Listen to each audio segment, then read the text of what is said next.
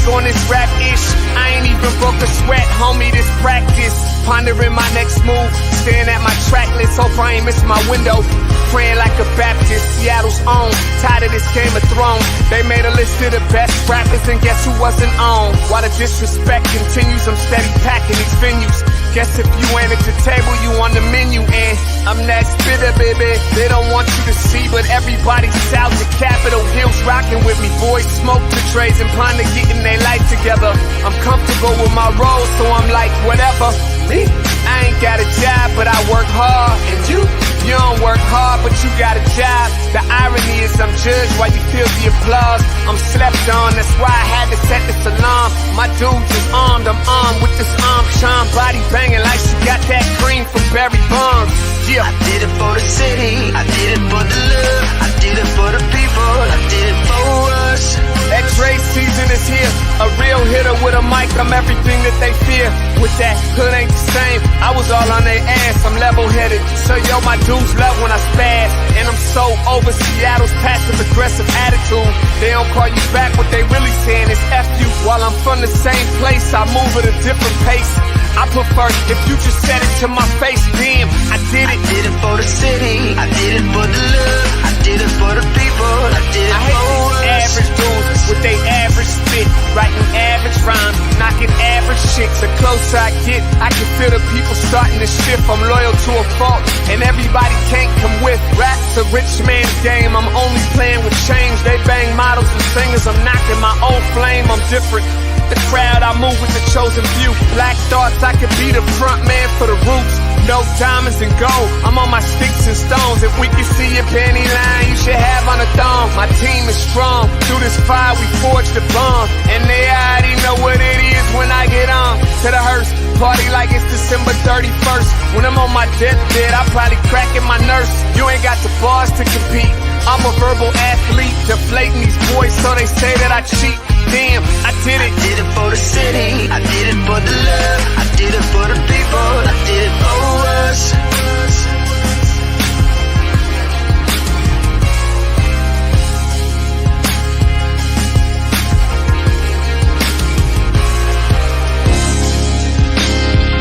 Yeah. I should probably start by apologizing for the long wait, man. You know, I know I be tripping. But I'm not just a rapper, I'm an artist. And, you know, my creative process is a little bit different than most. Nonetheless, I want to welcome everybody out to the Dre's Experience. I got TCF in the building. My whole camp's here with me. I got the band in here laying this cool-ass vibe. And I'm Seattle's own. Let's get into it. Welcome, everybody. Happy Tuesday to all of you out there. We are welcoming you to the Morning Update Show. I'm your co-host, Trey Holiday, and always a great day. I don't know if y'all are seeing that sunlight out there, but I sure am. What about you, O? What up, Big O? Man, good morning. Good morning, Trey Holiday. How are you? I am well, man. Happy Tuesday, my friend. Happy Tuesday to you, too. You know, I'm always in some Mariners stuff. For most Mariners are Converge, but today, actually, right after the Morning Update Show, me and Jake Gravbrot and Ibrahim Omar and Curtis Delgado, we're going over to Safeco Field, and we're actually shooting some stuff for Baseball Beyond Borders. Wow, yeah, nice. So man, we're excited, you know what I'm saying, to break out the cameras over there at the Safe, and you know, and furtherance of baseball, and I mean our young people in our community embracing baseball again. There we go, man. We talked about it. You know, baseball was the only, Sport league. We owned. Yeah, exactly. In the Negro League. So there we go, man. Good for y'all. Right. Good morning, everybody. Welcome you to the Morning Update Show. I want to remind you that right now is a perfect opportunity for you to tag and share the stream. Go ahead and tag and share the stream with people you feel could appreciate culturally relevant news and information emanating from right here in the Emerald City. And I'll be honest with you. D'Alessandro is finally back tomorrow because everybody's pulling triple duty over here. Jake's pulling triple duty. I'm over here. You got a computer and a pedestal and all kinds of stuff. So man, today it was really interesting. You know, yesterday, I mean, we followed through with it yesterday on air. I was like, when we were talking about this where we're at with this $30 million and everything else. And we saw Council Member Morales' comments. I reached out to Mayor Durkin's office. I was like, well, what's up? What you got to say?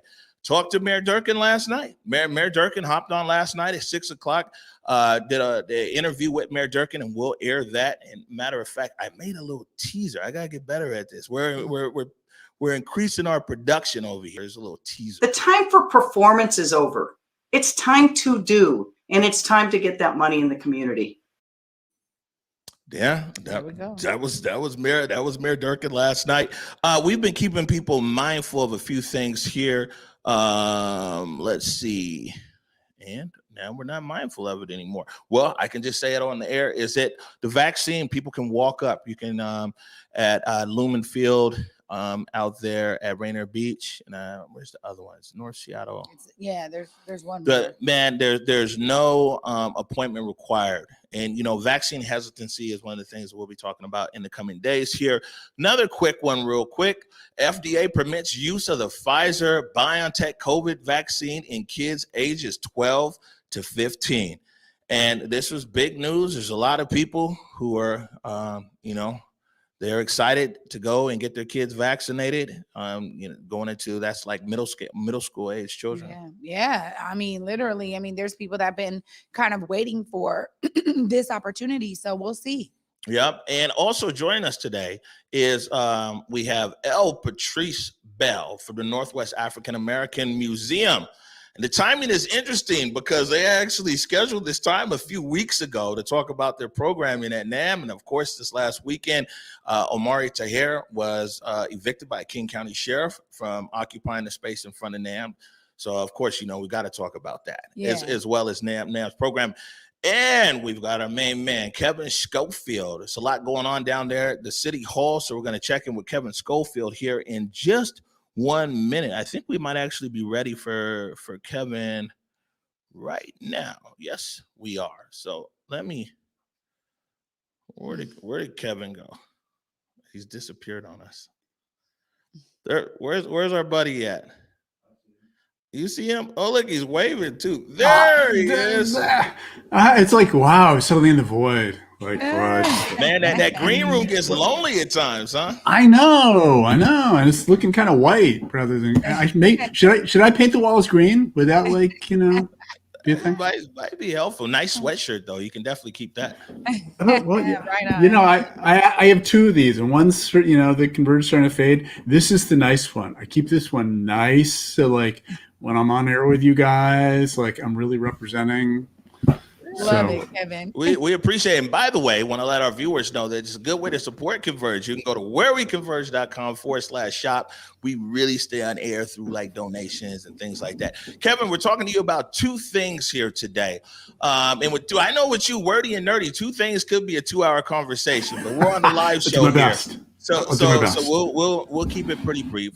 The first thing is that Councilmember Morales yesterday spoke of a proposal to take this participatory budgeting, this $30 million, and not necessarily go through Department of Neighborhoods, but the Office of Civil Rights and do an RFP procedure. Maybe you can tell us what information you've learned about this. Yeah. So, recall this whole thing started, the city council budgeted $30 million for participatory budgeting this year. And the council put a proviso on it saying like, nobody can spend that money until we say so. So they actually have to pass an ordinance in order for anybody to spend any of that money. Back in February, the Black Brilliance Research Project submitted their final report, and it had guidance on themes for participatory budgeting, but it also had some specific recommendations on how the process should run. And their proposal for that said, we should hire about 35 people from the community. It should all be run outside of city government. And the proposal, sort of when you ran the numbers on it, would have cost about $8 million of that $30 million, which is about 23% overhead to do that. And Councilmember Morales looked at that. I talked to her about that, and she said, that's just too high. And she was aiming more like about 10%. So maybe spend about $3 million of the $30 million to actually run the process. And that's about on par with how grant proposal programs kind of get run. So Councilmember Morales kicked it over to the mayor's office and city departments to try to figure out a better way to do this. they've come back with a proposal sort of led by Deputy Mayor Tiffany Washington that said, well, we can run it really on the cheap if we run it, let the Department of Neighborhoods run it. That would be about $3 million, maybe a little bit less than that to do that. But what they've heard from the Black Brilliance Research Project folk and some other folks in the community is a strong feeling that this needs to be run by people outside city government and not people inside. So Morales now has two proposals in front of her. And in fact, there was supposed to be a presentation of these two proposals by the deputy mayor a few weeks ago that got postponed because it was scheduled for exactly when the Derek Chauvin verdict came out. And they haven't been able to reschedule that presentation. It's now scheduled for the 18th for next week on this, but it lays out these two proposals that, Morales thinks basically both are unworkable at this point. So she has a third option that she announced yesterday morning, and that is to release a $30 million, give it to the Office of Civil Rights and have them do an RFP and find an outside organization to run it. Maybe not sort of have the city directly hire 35 people in our own community to run it, but maybe it'll end up being, an organization in Seattle, maybe an organization somewhere else, like, this one called the Participatory Budgeting Project, which advises, in some cases, gets involved in running participatory budgeting programs around the world, and they're based in New York City. So they might, my guess is they would probably be one group that actually sort of put in a bid to run this. So Morales is she said she's going to introduce legislation that would lift the proviso so that the $30 million should be spent, give it to Office of Civil Rights, and require them to run an RFP. Now, we're going to play this here in a bit. Mayor Durkin's interview, and Mayor Durkin, I asked her about it, and she said that this would be the biggest undertaking that the Office of Civil Rights had actually undertaken as far as budget and as far as actually administering a program. Why is it, did Morales say why she felt that Office of Civil Rights would be the ideal department out of all the city government departments to manage this? She didn't say specifically why Office of Civil Rights was sort of her choice. The Black Brilliance Research Project folks in their final report were clear that they said basically under no circumstances should the Department of Neighborhoods be allowed to run this. And they didn't specify why they're so anti-Department of Neighborhoods either. But that's certainly an area of tension, right? That there's a general belief among the folks that the city council asked to go make a recommendation on this, that it should be outside city government, but to the extent that there needs to be city folks involved, and there will be, because there are a bunch of issues. One of the things that the deputy mayor is going to present on next week is that there are a number of legal and sort of logistical issues involved in trying to run a big program like this, like, limits on the city being able to gift money, right? Unless it's to the poor and infirm, right? So making sure that the city stays within sort of the legal requirements for how to grant out $30 million, is a big part of this. And whatever organization or individuals end up running this thing need to understand that. The Department of Neighborhoods has run, smaller level participatory budgeting programs before, like, the annual programs they do for, I forget the names of them, but they have a couple programs that they run at much smaller levels to this. So they have at least some experience in running these kinds of things. Office of Civil Rights doesn't mean they can't learn to do that or borrow expertise from Department of Neighborhoods. But for some reason there seems to be this tension around not letting the Department of Neighborhoods get involved in this. Well, Kevin, I know that the mayor's task force also has some money that they are looking to, get in the hands of community. And they were going to be following the process kind of with this participatory budgeting. So do you have any idea of how, now maybe they're looking to kind of wait to see how this plays out so that they can know how to utilize the money that is given to them to kind of dispense to community? Yeah, they're actually pretty close to making their recommendations. I was in fact talking to a spokesperson for the task force last week, and I'm supposed to be hearing more from them this week. They had a meeting a couple weeks ago where they sort of finalized their recommendations. It's apparently in sort of 9 different programs across 4 different theme areas, how they've divvied up the $30 million. They're planning on doing a big announcement in June with a presentation to the city council around this. And we should be hearing more in the next week or two on this. That $30 million is also under proviso by the city council. So, nobody gets to spend that money either until the city council blesses it and lifts that proviso. So they definitely have to run the gauntlet of the city council as well to get that money out. Right. But I just say that's an interesting issue because just in terms of schedule and timeline, they seem to be ahead of the participatory budgeting exercise, particularly if that goes out to an RFP. If the Department of Neighborhoods, was allowed to go run this thing, they could basically jump in tomorrow and start planning how the whole thing is going to go. If Office of Civil Rights has to do an RFP, that's months. That's probably at least 2 months to run that process before they even identify an organization to go run it. Yeah. All right. How much time you got today, Kevin? I got time. You got time for us? Okay. So real quick, why don't you tell us, because we're going to mix up the show a little bit. I want you to tell us about what's going on today at City Hall. Then we're going to play the mayor's interview from yesterday, and we can follow up on it. So tell us, there's $5.4 million on the table from the Seattle Police Department budget, and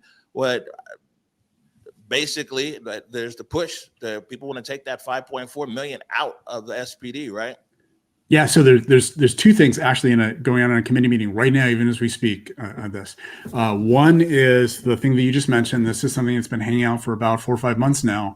A bill to potentially cut up to $5.4 million from SPD's budget, and this started late last year when there was an argument about whether SPD overspent its overtime budget.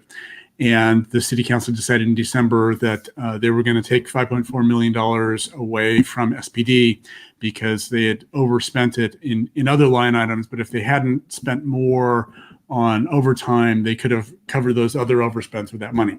So, but then this year, as they've gotten into it, a couple things have happened. First, Judge Robart, the judge who oversees the consent decree, sort of weighed in with harsh words to the council and said, I'm watching you closely and I don't like what's going on with SPD and you guys trying to cut their budget and the high attrition levels there.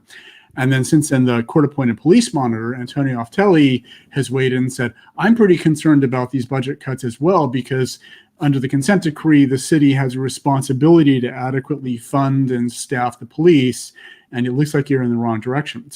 So what Councilmember Herbold, who chairs the Public Safety Committee, did was she sort of proposed another, amendment to this $5.4 million cut that said, well, we'll make it a $2 million cut and we'll give SPD back sort of the rest of the money to spend on some of the proposals they made for how to mitigate the sort of the worst impacts of the really high attrition they've seen with officers over the last year, which is, it's over 200 officers in the last 12 months at this point.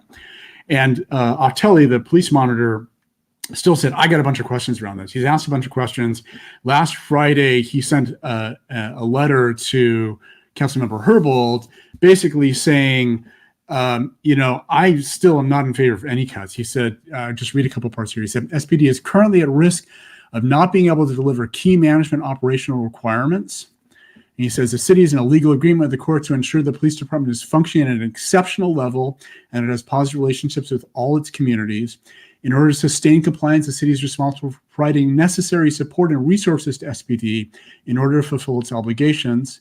Now is the time to allocate resources to SPD at levels that will enable the city to close out the consent decree efficiently, effectively, and sustainability. So he's saying, hey, I don't like these budget cuts at all, even like a $2 million cut. But it looks like from what Councilmember Herbold is pushing forward this morning with one last kind of tweak, she still wants to cut $2 million. And a lot of this is around, with all the attrition, there's a big sort of salary savings this year. And how should SPD spend it?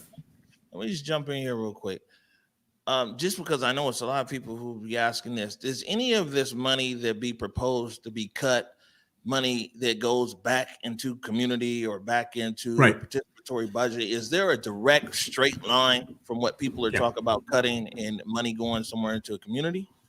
Yeah, that's a great question. So the $2 million that Herbold is proposing to cut right now would be moved over towards participatory budgeting. So it'd be added to the $30 million participatory budgeting pot that would make it $32 million instead. Interesting. Any question on this, Sharon? Well, yeah, my main question, Kevin, here is, there's been a loud voice, obviously, from community with regard to, defunding SPD and finding a way to move this money. I just got to ask you, in your opinion, I mean, you just laid out a lot there. What do you think is really the middle ground here? Is it that, Councilmember Herbold gets to, utilize this $2 million and give it directly to community? Or is there going to be some kind of pushback, as we just heard, that may stop this process? Yeah. So, I think the big question is recognizing the SPD, because they've lost so many people, is well below their budget for what they could actually spend on personnel this year. They can't hire people quickly because they have like an 18-month pipeline to hire people. They know how many people they're going to hire this year. And even if they totally make that number, they're still not going to spend all their payroll budget. So what happens to all that extra money? Do they get to spend some or all of it trying to mitigate the fact that they're understaffed this year? Or should that money be taken out and put into participatory budgeting? Should be put into other community programs? Should be used for other things in the city that would improve community safety, or do other things to benefit the community and help people thrive? I think that's the key question. The Judge Robart, seems to be very much against what he said so far. Is he's very much against cuts to the budget. At the end of the day, since the city voluntarily entered into a consent decree, the judge sort of has the final say about whether they get to do those kinds of budget cuts. So there's going to be a heavy lift for Herbold and the city council to convince the judge that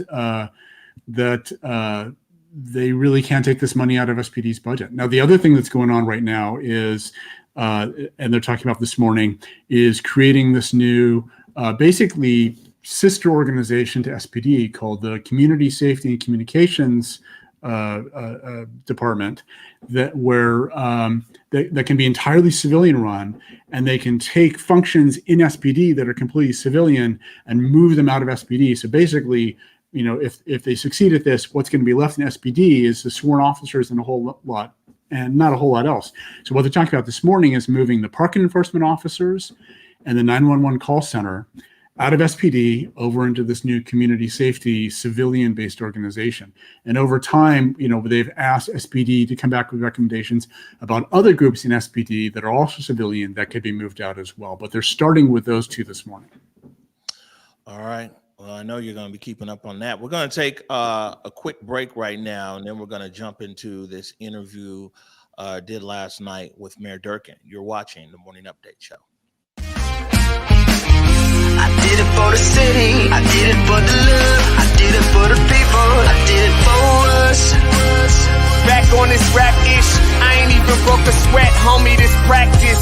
Pondering my next move, staring at my track list, hope I ain't miss my window. Praying like a Baptist, Seattle's own. Tired of this Game of Thrones. They made a list of the best rappers, and guess who wasn't on? While the disrespect continues, I'm steady packing these venues.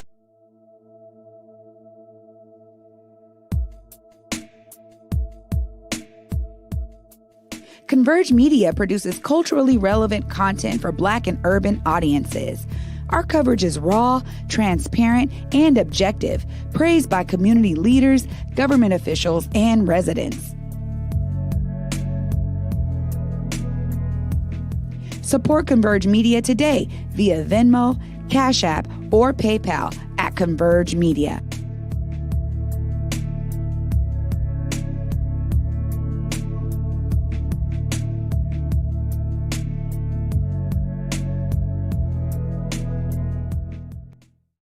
All right, welcome back to the Morning Update Show. See, I'm glad thing you weren't doing nothing crazy over there, Kevin Schofield. Yeah, I don't want to say. Okay. Kevin Schofield from SCC Insight right there. And actually, before we play this interview with Mayor Durkin, Trey Holiday, I can't mess that up.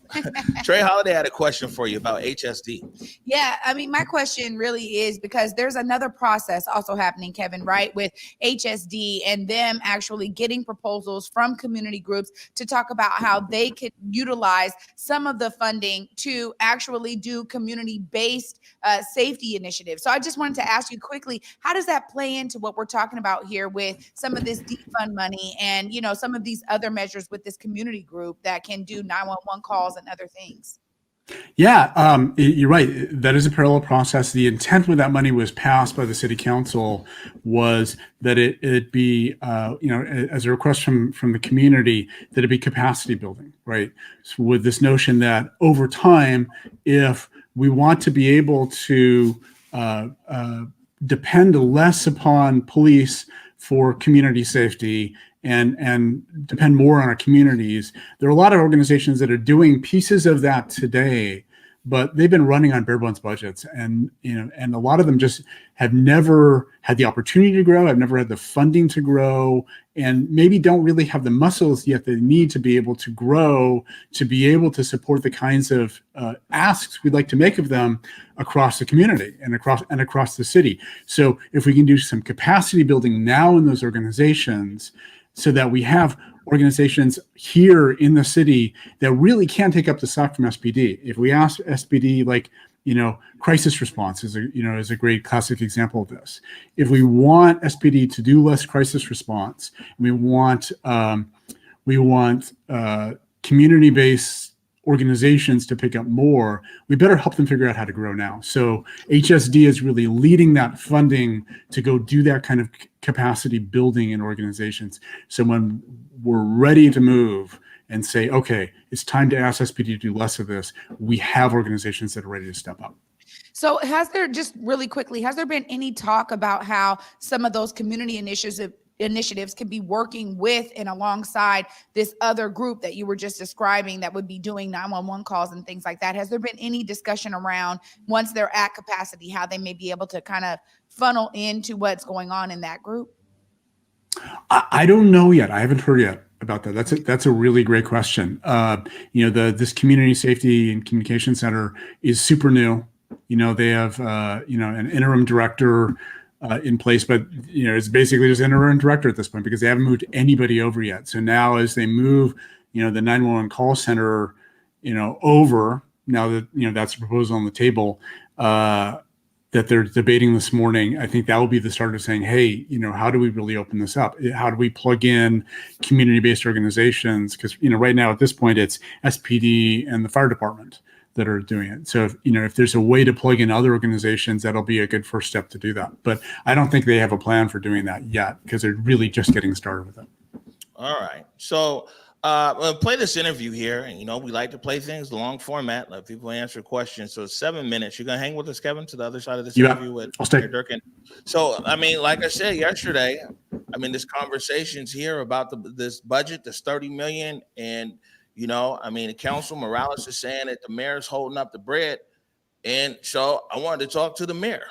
It's like it's community, what's happening with the money. And so we got the mayor on the line last night at 6 p.m. And here's the interview in full. I'm gonna just jump right into this, man. As somebody who not only saw our city go through what it's gone through in the last year, but was out there in the streets covering the protests, was impacted by the protests, for all the people that were protesting in the streets or people who were doing public comment or for people who wrote letters and everything else and wanted to see something happen here with the Black community. You made this promise, $100 million and everything else, and now it's gone through this process of research and coming back to city council. And to be honest with you, are you holding up the money? I'll just throw it out there because we want to know. And city council is saying one thing, you're kind of getting a vibe that you're obstructing this process and that you're against the process. You know me, man. I'll just ask people directly. 100% not. I want that money in the community. When I appropriated $100 million in the budget, I did it because I knew that was just the down payment of what we needed. And Omari, I think we need that over a period of at least 10 years. And I've always said and really believe the community needs to decide how that needs to be spent, where it's needed. We want communities that are resilient and healthy, with better education, home ownership, a chance, for opportunity and healthcare and housing right in the community. And we're making great progress. The Equity Task Force is already talking to departments, moving its 30 million, trying to figure out where to go. They've been working hard, and hopefully they're going to have something for the public. But it's their process. It's a community-based process. And I'm for participatory budgeting. I just want them to get done. I want council to make up their mind and move that money into the community. We need to do that quickly. So are you saying then that the ball sits with the city council? The ball is 100% in the city council's lap. And I will say, you've had Deputy Mayor Tiffany Washington on your program. She is the person who has been in charge of this. She met with the Black Brilliance researchers. She met with Councilmember Morales. She pulled all of government together to take the Black Brilliance Research Project report and try to get what they wanted to do, and presented a couple options, but made it clear that council needed to choose. There's a whole range of things that are still obstacles to get that money in the community. City attorney needs to review it. You've got to do RFPs. You've got all this task force, the steering committee to stand up, and then you've got to do the process. And I really don't understand why Councilmember Morales has chosen to just disregard Deputy Mayor Washington. I think it's very disrespectful, but more important than that, the time for performance is over. It's time to do, and it's time to get that money in the community. Right. And Mayor Durkin, like as a member of the community here in Seattle, and somebody, who's, like I said, been following this all along, it seems like now, again, the tensions are rising between city council and office of the mayor. We saw council members' comments to the crosscut, said that basically waging war against communities of color. What are your thoughts on that? And how did it get to this point? Do you guys talk to each other? I know it's COVID, but technically you're in the same building. So to be clear, that was one council member, and I've been working with council members for several months now, and we're actually working really well together. I was, be honest, very taken aback by those comments. They're not only not true, they're very inflammatory. I don't think that helps anyone. I think what people want to see are results. They want to see things change.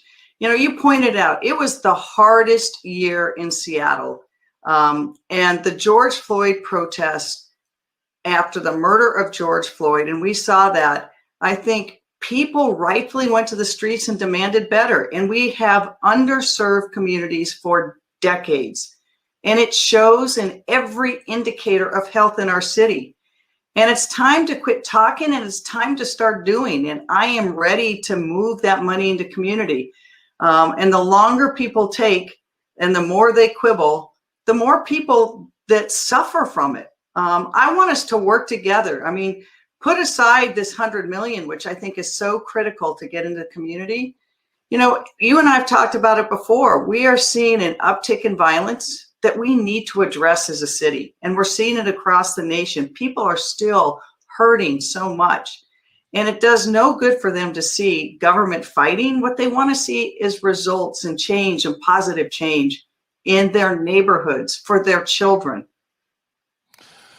Ma'am, speaking of results, before I let you go here, I'm going to ask you again, do you have any issue with this participatory budgeting process, or are you sitting there and obstructing this process from moving forward? No, I want that to get going. I think participatory budgeting is really important. I said last summer I supported it. I said this winter I supported it. I said this spring I support it. And I think it's a really valuable way to get people engaged with each other about what matters most. And I think it's time to get it going. We just need council to pass the law, and it needs to be legal. They need to address all those things that Deputy Mayor Washington raised. You can't ignore them. But she sent that letter 6 weeks ago. And we're waiting. So I support participatory budgeting. I read the Black Brilliance Project, research project report. I think there's some great ideas. I think it overlaps with a lot of the ideas we're hearing from other places in the community. But it's time to let the people decide and get the process going so we can get that money to work. Right. And now Councilmember Morales has proposed, I don't have all the details in front of me, but basically that this process now goes over to the Office of Human Rights, and there's a RFP process over there. What are your thoughts on that proposal? So she said that in crosscut, but we haven't seen any real proposal. I don't know whether she's addressed any of the issues that Deputy Mayor Washington raised in her very thoughtful letter. It's an office that has never done RFPs and RFQs of that size and never run a program like that. And I think we saw from the way they did the $3 million allocation that perhaps they should have been more thoughtful. And in this process, I think the worst thing that could happen is it goes and gets, the process doesn't work. And so people get disappointed. I think they deserve their government to get that money into community, to have a system that's going to work, and not to raise expectations you can't meet. I mean, if you go back to last summer, Omari, Councilmember Morales made a promise to some people in the community that she was going to cut Seattle Police Department by 50% and use that money for participatory budgeting. But she didn't do that. And then she said she was going to do that for the 21 budget, and she didn't do that. If I hadn't put that 100 million in, we wouldn't even have this money. I want it to be used. I think participatory budgeting is great. I think it's going to be fascinating. I think the ideas in the Black Brilliance research report are really good, and they coincide with what we're hearing from so many other places. I just want us to get moving because we want to do it again next year. I'm pledging to you right now, I'm putting at least that much money in for participatory budgeting for next year. But council needs to pass it, and they need to make sure that it can get done and can get done legally. Mayor Jenny Durkin, thank you for joining me. Thank you. Right. All right. So let's sit right there and give us a ride here, Jake. So, I mean, I'll start with you first, Trey Holiday, as far as your thoughts on what we heard right there. Was some real interesting points that was brought up. One is it seems like Deputy Mayor Washington might be being circumvented in the process. It seemed like that's what it's heading to. I'm going to call Deputy Mayor Washington and see what's happening. But also, I do want to say this: we've reached out to Councilmember Morales. More than happy to have Councilmember Morales on here live tomorrow. You know what I'm saying? We want to hear what Councilmember Morales has to say. But your thoughts on Mayor Durkin? Well, I think that, that was some information that, the public hasn't had, to be honest. And at the end of the day, I think that it's important to understand that Deputy Mayor Washington has really been involved. I mean, she has been reaching out to community groups. She's been reaching out to the researchers that were part of Black Brilliance Research Project. She's been doing the work to try to figure out how to really make the findings of that project come to life. And maybe there was some gaps, right? And she's even talked about that. And how can we allow this money to fill some of those gaps as well? I think it's important that we heard here from the mayor just now and today through your interview, that, look, they are ready to move this forward. They're not trying to hold up anything. And they're really asking city council and demanding city council to do what they said they were going to do and get this money out to community. I mean, she just made it very clear there. Right. I mean, me, I just want to press people on behalf of the community. Somebody says somebody's holding up the bread. I want to ask them, are you holding up the bread? Yeah. The mayor is saying that the ball is in city council's lap. Is this true, Kevin Schofield? In many ways, it absolutely is true. The city council, when they passed the budget for participatory budgeting, the $30 million, they put a proviso on it and said none of this money can get spent until we pass another ordinance saying that you can spend it, right? So, the mayor and the deputy mayor can't do anything with this. The Office of Civil Rights, Department of Neighborhoods, nobody can spend any of that money until the city council says, yes, you can go do that.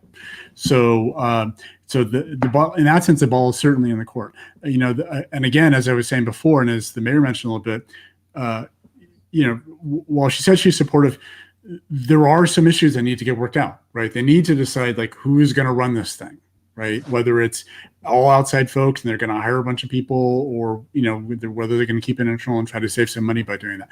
How much money do they want to spend administering it?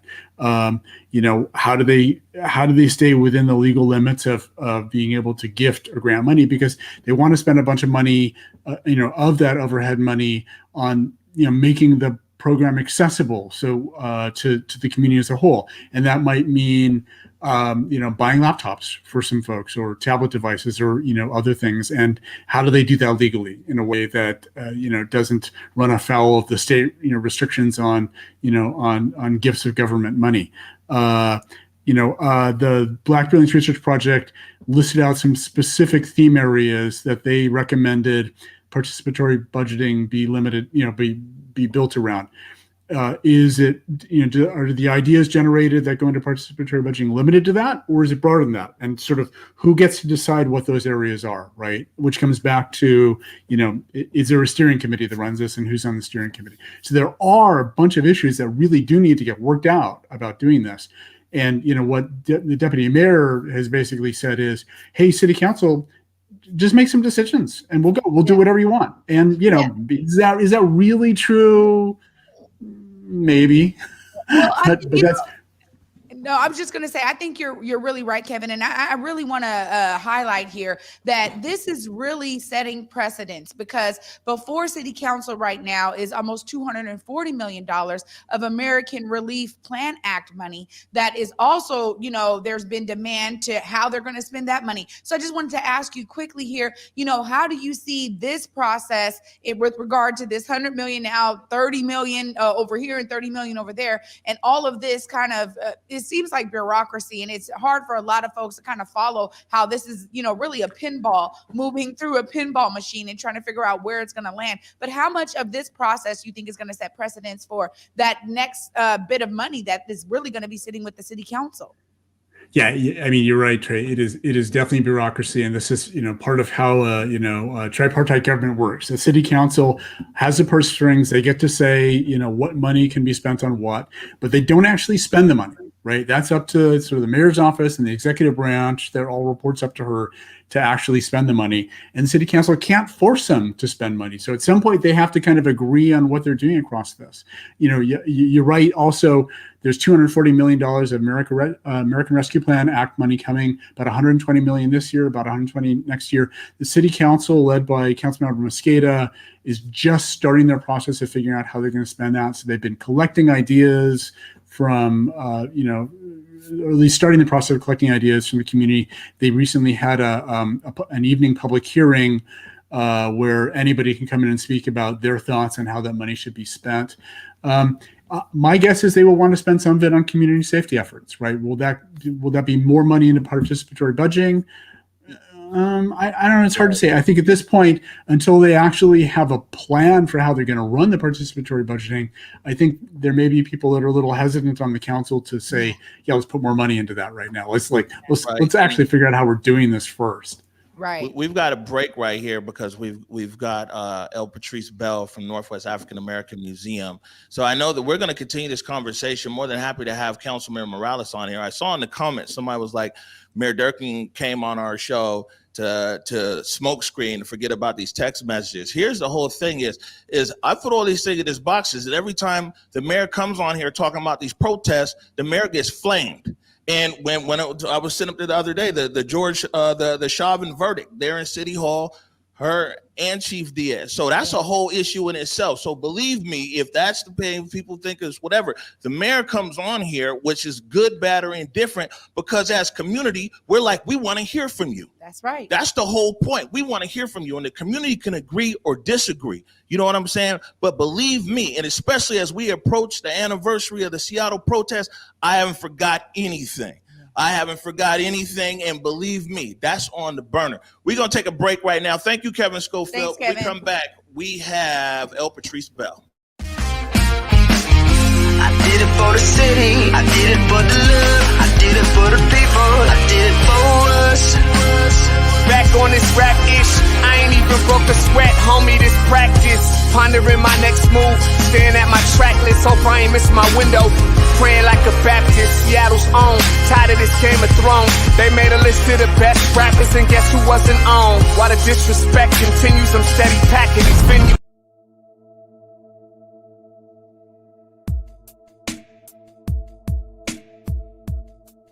Converge Media produces culturally relevant content for Black and urban audiences. Our coverage is raw, transparent, and objective, praised by community leaders, government officials, and residents. Support Converge Media today via Venmo, Cash App, or PayPal at Converge Media.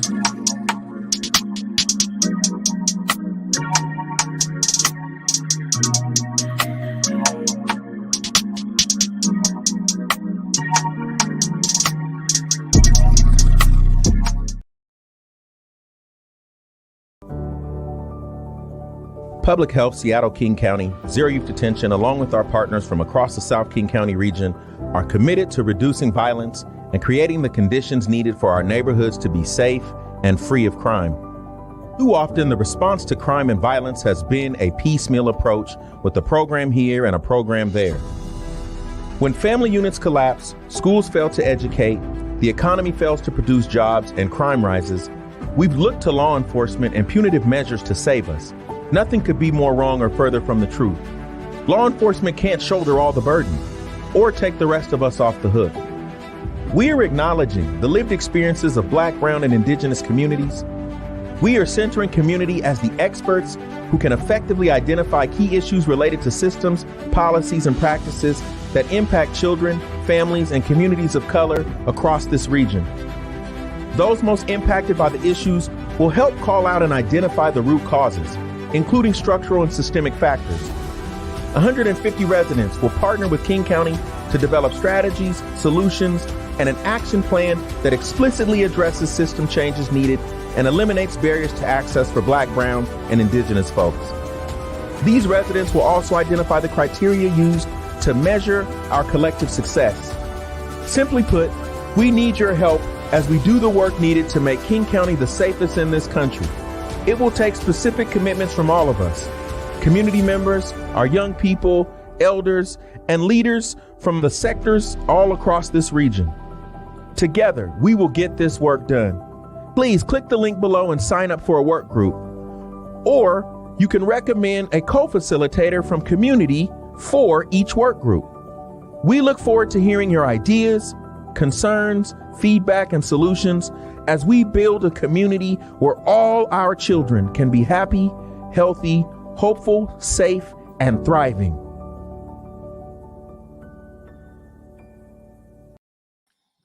All right, welcome back to the Morning Update Show. My name is Omari Salisbury. That's a good program right there, Zero Youth Detention. You guys want to check that out, looking for solutions and helping to disrupt gun violence across King County. All right, got you in the studio now, man. El Patrice Bell, Northwest African American Museum. Welcome to the Morning Update Show. Thank you for having me. I'm glad to be here. Yeah, no, our viewers are like, man, that's a long commercial break. I'm sorry, guys. No, it's all good. And so a few things here. You scheduled this time here a few weeks ago. And in between the time that this interview was scheduled to talk about what Northwest African American Museum is doing, Omari Tahir was evicted out in front of you guys' museum by the King County Sheriff on Saturday. The elephant is in the room, so we can't have you out here now. And let's address that first. The sheriff has come through, moved Omari Tahir and all the items that he had there, and has now placed a fence in front of NAM. Omari is still there, but what's NAM doing moving forward? Oh, NAM's position is the same that it's been from day one. We are dedicated to a peaceful resolution, to some reconciliation, and we're continuing to fulfill our mission, just like we've done since the pandemic began. So we found new innovative ways to continue doing virtual programming.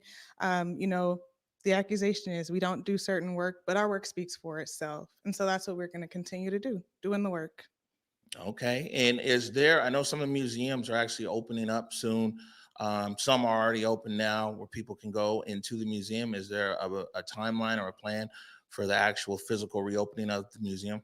Not currently. So what we're doing right now is focusing our energies on planning through the rest of the year virtual opportunities. If reopening is an opportunity that we can look at, it's something that we will consider. But right now we are focusing on some heavy hitting virtual and outdoors programming. So you've been to a few. You saw when we had Cornell West. We've had our Descendants series is going on.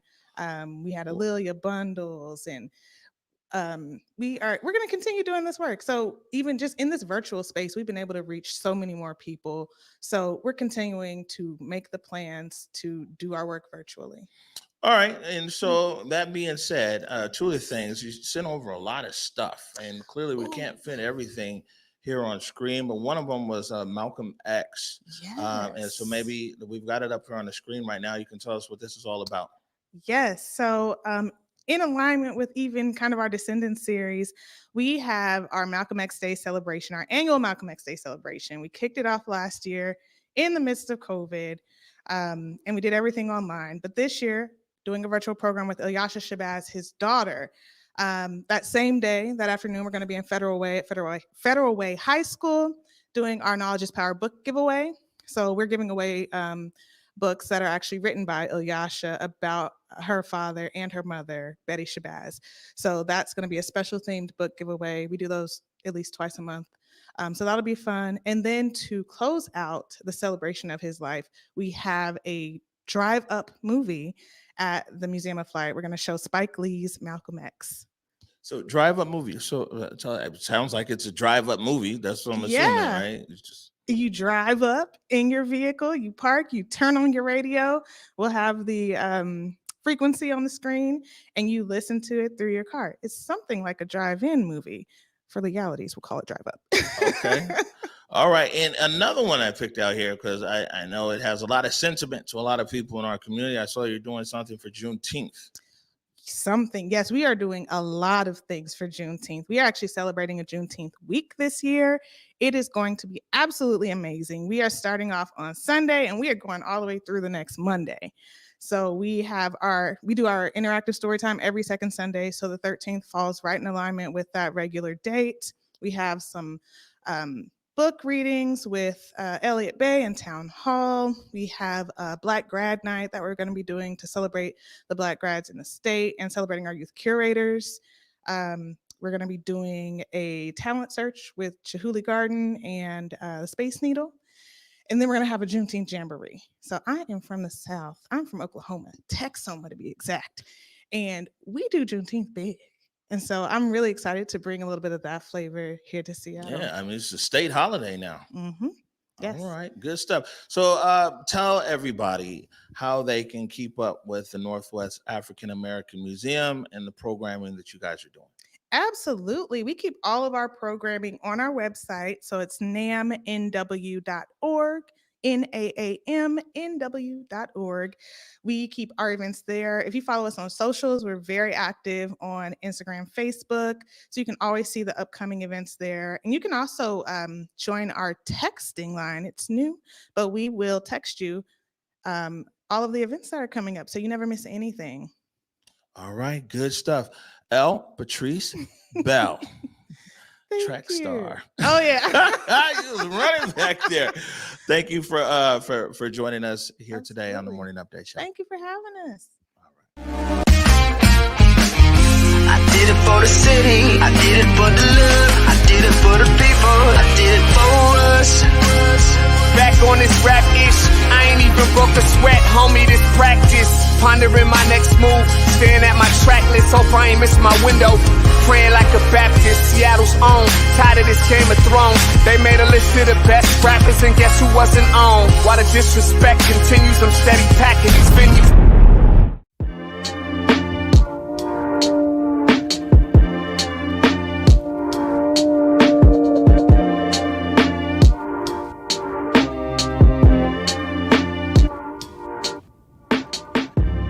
Converge Media produces culturally relevant content for Black and urban audiences. Our coverage is raw, transparent, and objective, praised by community leaders, government officials, and residents.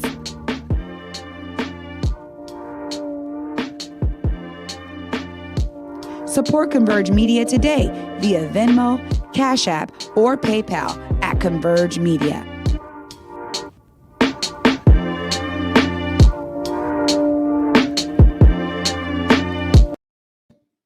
All right, welcome back to the Morning Update Show. I got my buddy back, Yeah. Trey Holiday. That was a pretty great interview. You know, keeping it concise. I'm glad she was able to talk about what happened up there at NAM. I'm glad you opened up with that. You know, you're like, hey, the elephant's in the room. Got to keep it real here. Ain't it's no part of way it. you can have somebody from NAM on the show after what happened this weekend. And be like, hey, well, how are you today? Just talk about your programming. Yeah. You know what I'm But, saying? they really have continued their programming through, COVID and, having to be shut down. And I think there's a lot of museums that have been utilizing some innovative, tools and measures to keep programming alive. It's been a struggle. Yeah. No.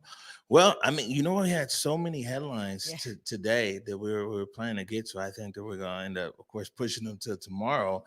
But it was a good conversation with Kevin Schofield. Huh? Oh my gosh, there's so much to discuss there. And honestly, I have so many more things to kind of dive into with him because I think it's so important. And it's tough for a regular person. Like for us, we cover this stuff daily. We understand a little bit more about some of the politics and how some things play out. But for somebody that's just like, man, I'm just hoping that this money hits my lived experience. It's hard for them to follow all of these little windows. And this is what I'm saying. So like on every little thing, and that's what I'm saying. There's these issues, and one thing I don't want to do is just have everything clouded, right? Because this issue with this money is now a different issue than whatever's going on with these text messages, which is now also a different issue from this police violence that we faced this summer, last summer, and the impacts of that and everything else. You see what I'm saying? But, it's easy to just cloud. Nah, man, we want to get to the bottom of every issue that's here. And this issue that's right in front of us right now is this $30 million. But because it's all this finger pointing and everything else, and this money goes to the heart of our community, man, somebody going to come clean on this. Yeah, and this is another reason why it's important for us to press. We've talked about it before. When you're talking about, man, it's going to be steeped in bureaucracy and the money's never going to come out. This is too important for us not to dive deep on this issue. Oh, absolutely. So, we're wanting our people to have some elevation of their lived experience and material conditions in the Black community be raised. That's it. And that's what I'm saying. And I'll say this to Mayor Durkin. I say this to any city council members. One thing for sure that I know for sure I can say is us Black folks is tired of politicians appropriating our pain for political gain. Let me say it again. We Black people are tired of elected officials appropriating our pain for political gain. I mean, man, them days is like, it's over. You know what I'm saying? Let's just stand and deliver. That's it. Just stand and deliver. Let's leave all this other stuff on the sideline. You know what I'm saying? We need the adults in City Hall to please stand up and just stand and deliver. That's it. That's it, period. I mean, there's even nothing more to say there. We talked about this yesterday. Please do not utilize all of our struggles to elevate your political career, to make these notches on your political belt. We have seen this time and time again. And I just got to say, Mayor Durkin said it there. Performativism is out. We heard Executive Dow Constantine saying the same thing. It's true. We've been saying it since day one. So ultimately, it's really now time for the move to happen so that people are really experiencing these investments in their communities and seeing it happen full throttle. That's it. Stand and deliver. That's what we asking for. We're up against it, Trey. Actually, we're overtime. You got any last words before we get out of here? Man, as always, you guys can see how important it is that your voices are a part of this process. You guys know my message is to see yourself as a part of the solution. We need to be able to educate our community members, our family members, our colleagues, our friends, our neighbors on these processes. So for all of you out there watching, find ways to see yourself as a part of the solution, please. All right. I know one thing I'm going to say is I'm glad that all your Alessandro is back tomorrow. You are missed. Hey, I'm telling you, T Converge, man. We know how to do everything over here. You know what I'm saying? It's not one thing in here that all of us don't know how to operate, which is a good thing. Man, I'm excited. Like I said, getting ready to head over to Safeco. Yeah. And we're actually doing a shoot over there. Really, really excited about that. You know how much I love that ballpark. I'd say that's it. We're going to stay on top of this and all these other issues, and we'll update you tomorrow as well to see what happens in City Council today around the $5.4 million, the cut from SPD. Want to remind everybody to go forward in your purpose, go forward in your humanity, and until tomorrow at 11 a.m., peace.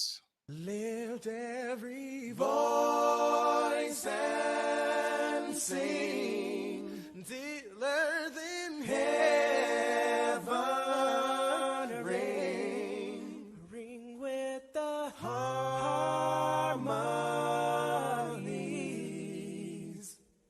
of liberty. Let our rejoicing rise as the listening skies. Let it resound loud as the rolling sea.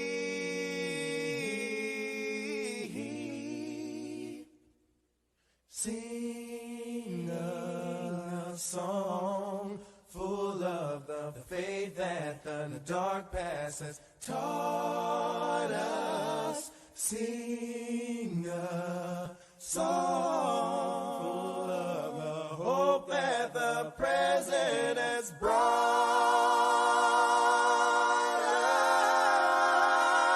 us.